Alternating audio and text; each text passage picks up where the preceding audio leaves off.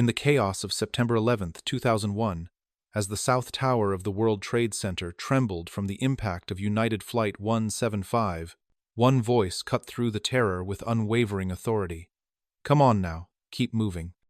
We've practiced this before." Rick Rescorla's distinctive accent echoed through Stairwell A, his bullhorn amplifying commands that had become second nature after years of preparation. Employees of Morgan Stanley Dean Witter filed past him in orderly rows, some clutching briefcases, others helping colleagues navigate the descent. Rick stood at each landing, directing traffic with the calm precision of a battlefield commander. Between instructions, he sang old Cornish songs, his voice carrying melodies from his homeland across the Atlantic. Men of Hayle and the White Rose of Athens provided rhythm for the evacuation, transforming panic into purpose. This wasn't Rick's first crisis, and his years of training had prepared both him and his charges for exactly this moment. As 2,700 people moved through the stairwells toward safety, they followed procedures that Rick had drilled into them through countless exercises. What none of them knew was that their methodical descent would soon become a race against time that would cost their protector everything. Richard Cyril Rescorla was born in 1939 in Hayle, Cornwall, a coastal town where granite cliffs met the churning Atlantic and men earned their living from the sea or the mines beneath their feet. The son of a telephone engineer, Rick grew up in a household where duty and service were understood rather than discussed. His mother Annie instilled in him the Cornish values of loyalty, hard work, and protection of community that would define his character throughout his. Cornwall's rugged landscape shaped Rick's early years. He spent summers exploring coastal caves and winter evenings listening to stories of Cornish miners who had traveled the world, carrying their expertise to distant lands. The region's history of resilience against Viking raids and Norman conquest filled the local folklore, creating a culture that celebrated both independence and collective defense. Rick's academic performance earned him a scholarship to grammar school, but his true calling lay elsewhere. At 17, he enlisted in the British Army, beginning his military career with the Intelligence Corps. His superiors quickly recognized his natural leadership abilities and analytical mind. Rick possessed an unusual combination of physical courage and strategic thinking that set him apart from his peers. His early military service took him to Cyprus during the emergency period of the 1950 seconds, where British forces faced nationalist insurgency. Rick learned urban warfare tactics and developed his understanding of asymmetric threats. The experience taught him that enemies could emerge from civilian populations and that conventional thinking often failed in unconventional conflicts. Northern Ireland provided further education in the complexities of security work. Rick served during the early stages of the Troubles, witnessing how political violence could erupt in seemingly peaceful communities. He learned to read crowd dynamics, identify potential threats, and maintain vigilance in environments where danger wore familiar faces. Rick's military service instilled in him a profound respect for preparation and training. He understood that survival often depended on muscle memory developed through repetition, and that leadership in crisis required remaining calm when others succumbed to panic. These lessons would prove invaluable decades later in a Manhattan skyscraper. After completing his British military service, Rick made the decision that would change his life's trajectory. In 1963, he emigrated to the United States, drawn by opportunities for advancement and education that his working-class background had limited in England. He enrolled at the University of South Carolina, pursuing a degree while working various jobs to support himself. Rick's American military service began with his enlistment in the U.S. Army in 1965. Driven by a combination of patriotic duty and personal conviction. The escalating conflict in Vietnam required experienced soldiers, and Rick's British military background made him a valuable recruit. He was assigned to the 7th Cavalry Regiment, 1st Cavalry Division, a unit with a storied history dating back to Custer's last stand. The 7th Cavalry's deployment to Vietnam's Ia Drang Valley in November 1965 would become one of the war's most significant battles and a defining moment in Rick's military career.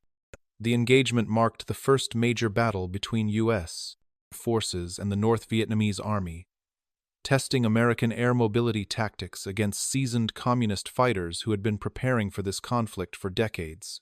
Rick served as a platoon leader during the three-day battle that began on November 14, 1965. Landing Zone X-ray became a crucible, where untested theories of helicopter warfare met the reality of determined enemy resistance. Rick's platoon found themselves surrounded by North Vietnamese forces who had laid careful ambushes and demonstrated sophisticated tactical coordination. During the intense fighting, Rick displayed the leadership qualities that would later save thousands of lives in New York. Under heavy fire, he maintained communication with his men, coordinated with air support, and made split-second decisions that kept his unit intact. His calm voice over the radio became a lifeline for soldiers who were experiencing combat for the first time. The battle taught Rick crucial lessons about crisis management under extreme pressure.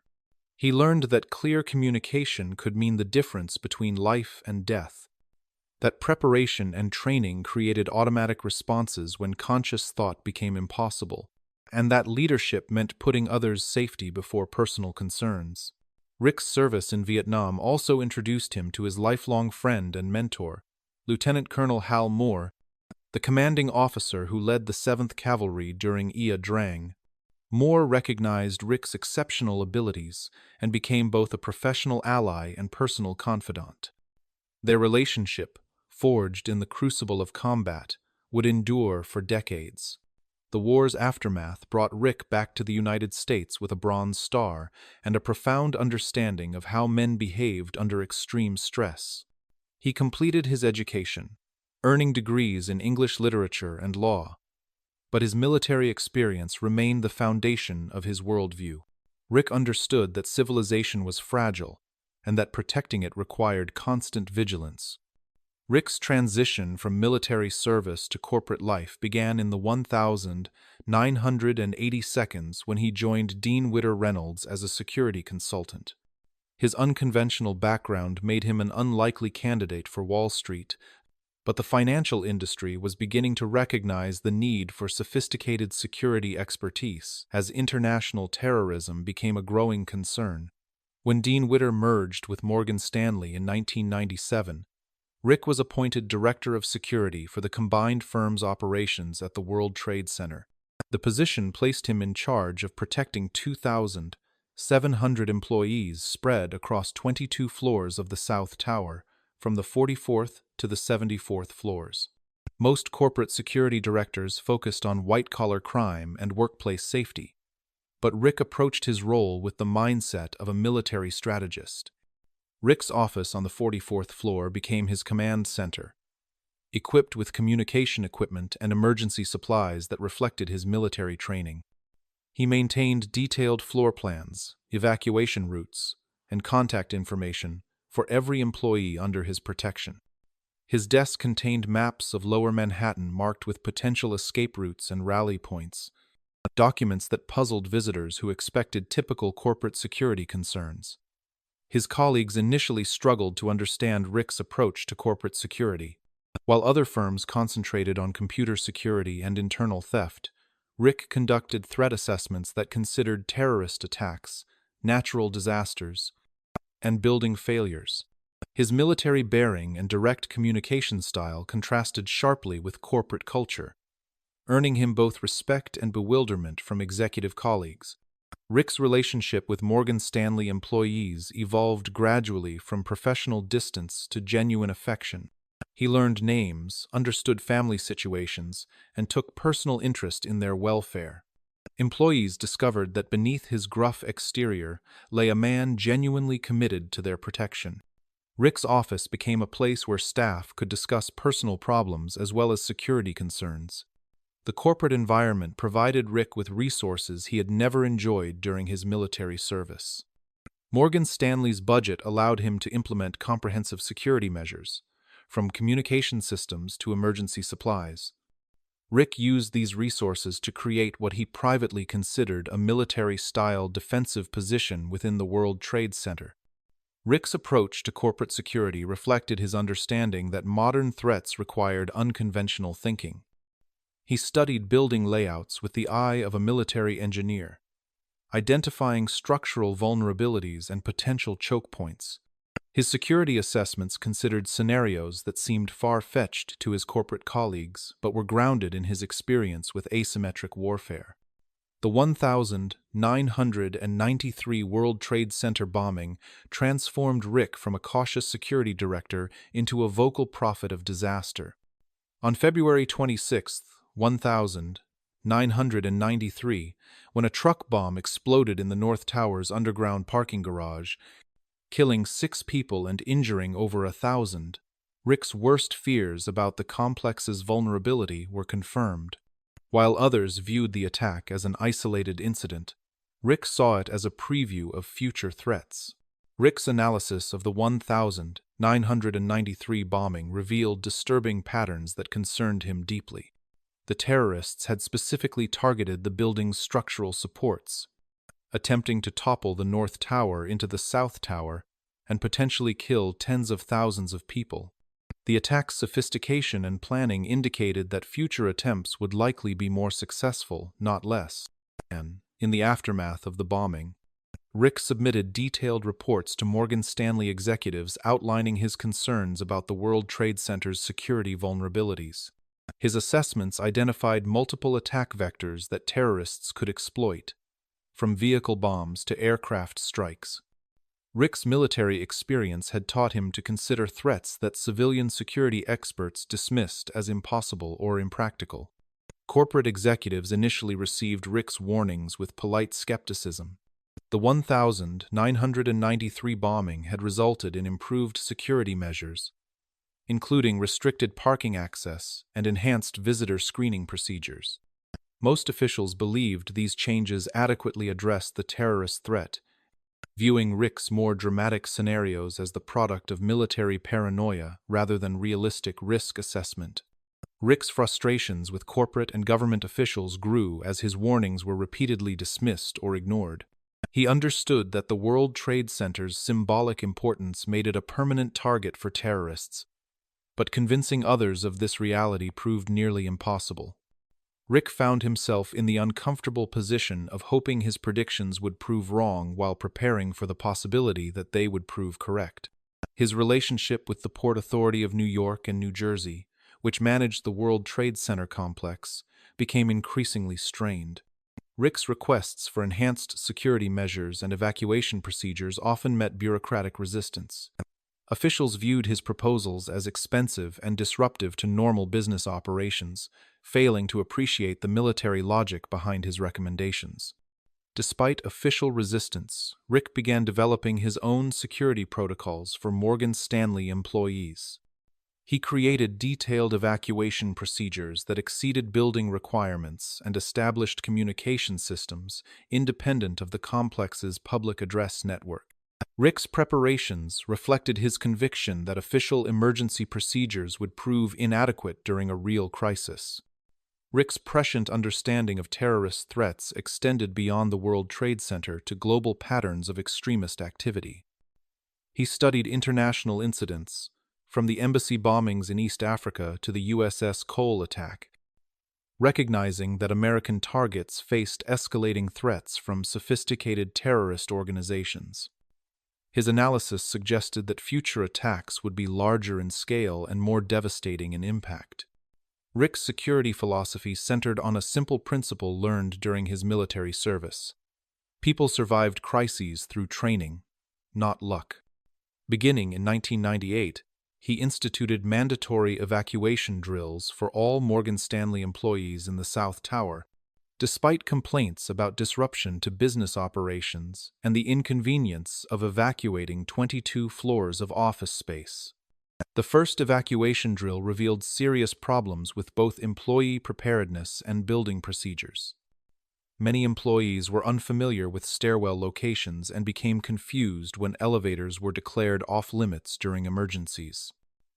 Some attempted to use phones or gather personal belongings instead of evacuating immediately, Rick realized that corporate workers required the same repetitive training that had prepared soldiers for battlefield conditions.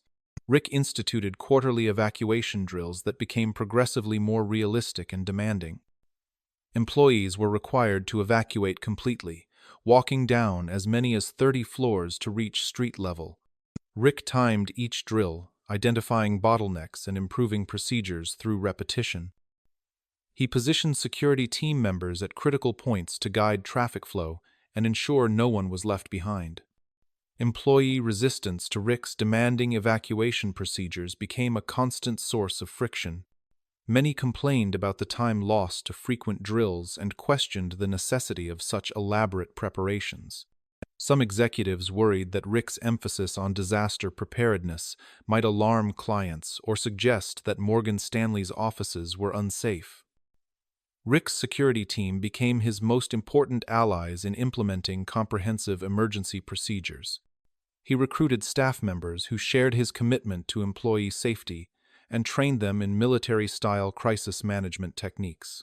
His team learned to remain calm under pressure, communicate clearly through radio networks, and maintain awareness of changing conditions during emergencies. The culture of preparedness that Rick built within Morgan Stanley extended beyond evacuation drills to include emergency supply stockpiles, alternative communication systems, and detailed contingency plans for various disaster scenarios. He maintained emergency kits on multiple floors, including medical supplies, flashlights, and battery-powered radios that could function independently of building systems. Rick's relationship with building management remained tense due to his insistence on regular evacuations that disrupted normal operations. The Port Authority preferred limited drills that minimized business interruption, while Rick demanded realistic exercises that prepared employees for actual emergencies. These conflicts reflected broader disagreements about security priorities and risk assessment. Despite resistance and criticism, Rick's training programs gradually created automatic responses among Morgan Stanley employees. Staff members learned evacuation routes, stairwell procedures, and communication protocols through repetition. What initially seemed like excessive preparation would prove to be life-saving preparation when crisis finally arrived on a September morning in 2001. Rick arrived at his office on the 44th floor of the South Tower at 7:30 a.m. on Tuesday, September 11, 2001. The morning was clear and bright, with temperatures in the comfortable 60 seconds and light winds that provided excellent visibility across Manhattan. Rick began his day with his usual routine, checking overnight security reports and reviewing the day's scheduled meetings and activities. At 8:46 a.m., American Airlines Flight 11 struck the North Tower between the 93rd and 99th floors, sending a massive fireball across the plaza separating the twin towers. The impact's sound and vibration immediately alerted Rick that a major incident had occurred. From his office windows, he could see debris falling from the North Tower and smoke billowing from the upper floors. Within minutes of the first impact, the Port Authority's public address system in the South Tower announced that the building was secure and employees should remain at their desks. Rick immediately recognized this advice as potentially fatal. His military training and security experience told him that the South Tower would likely become a secondary target, making immediate evacuation the only prudent response. Rick ignored the official announcements and activated Morgan Stanley's independent evacuation procedures. Using his bullhorn and security radio network, he ordered the immediate evacuation of all 2,700 Morgan Stanley employees. His voice carried the authority of years of training as he directed staff to the stairwells and began the systematic evacuation he had rehearsed dozens of times. The evacuation proceeded with remarkable efficiency, despite the chaos surrounding the North Tower incident. Employees followed procedures they had practiced reluctantly but thoroughly, moving through stairwells in organized groups while Rick's security team maintained communication and traffic control. Years of mandatory drills had created automatic responses that proved invaluable when real crisis arrived.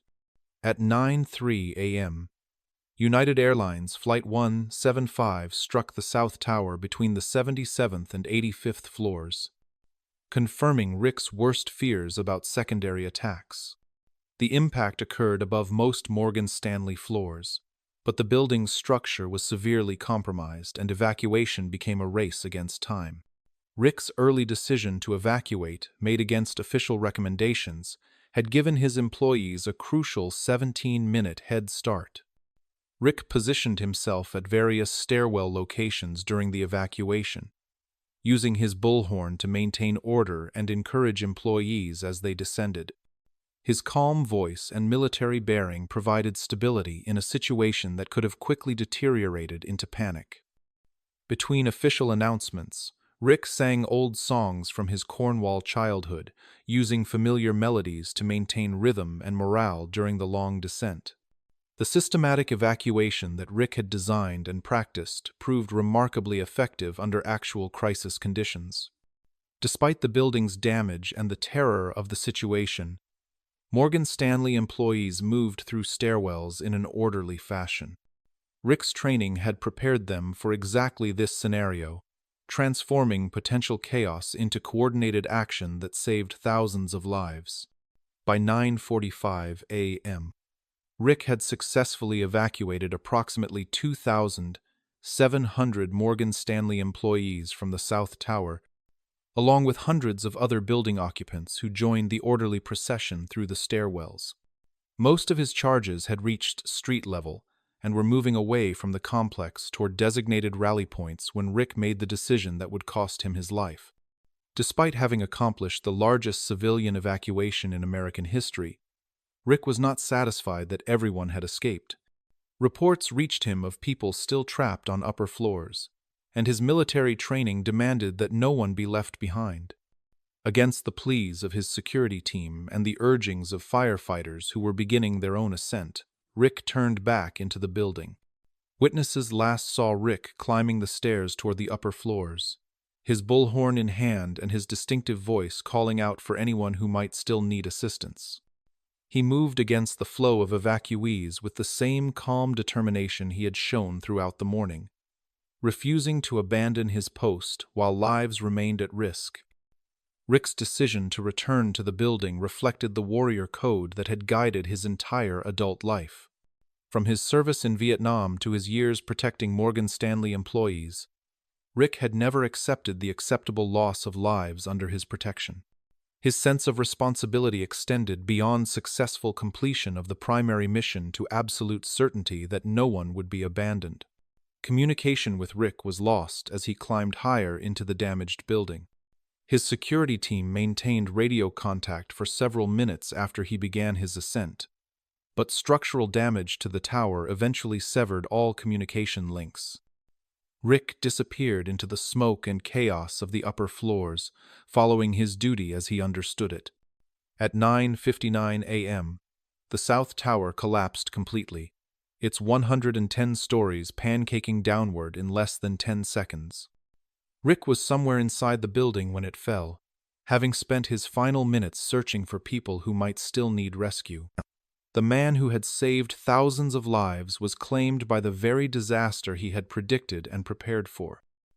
The collapse that claimed Rick's life vindicated his years of warnings about the World Trade Center's vulnerability to terrorist attack. His evacuation procedures, developed despite official skepticism and employee resistance, proved to be the difference between mass casualty and mass survival. The price of this success was the life of the man who had made it possible.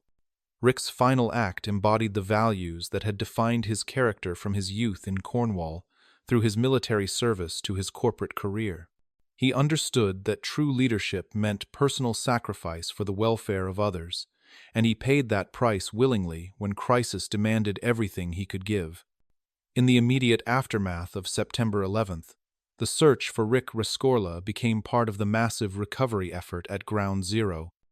His wife, Susan, whom he had married just 2 years earlier, maintained hope that he might have survived in an air pocket or been rescued from the rubble. For days she waited by the telephone and visited hospitals, clinging to reports of survivors pulled from collapsed buildings. The devastating reality gradually became clear as rescue efforts turned to recovery operations. Rick's body was never found among the ruins of the South Tower, leaving him among the nearly 3,000 victims whose remains were claimed by the collapse. Susan was left with memories of their brief marriage and the knowledge that her husband had died saving others. Morgan Stanley employees who owed their lives to Rick's preparation and leadership struggled with survivors' guilt and grief for their protector. Many had complained about his demanding evacuation drills, only to realize that their reluctant participation in these exercises had saved their lives. The company held memorial services that drew thousands of employees who wanted to honor the man who had protected them. The broader recognition of Rick's heroism came gradually as the full scope of his achievement became clear. Military analysts and security experts recognized that Rick had accomplished the largest successful evacuation in American history, moving 2,700 people out of a collapsing skyscraper with minimal casualties. His prediction of terrorist attacks and his preparation for such scenarios were vindicated in the most tragic way possible.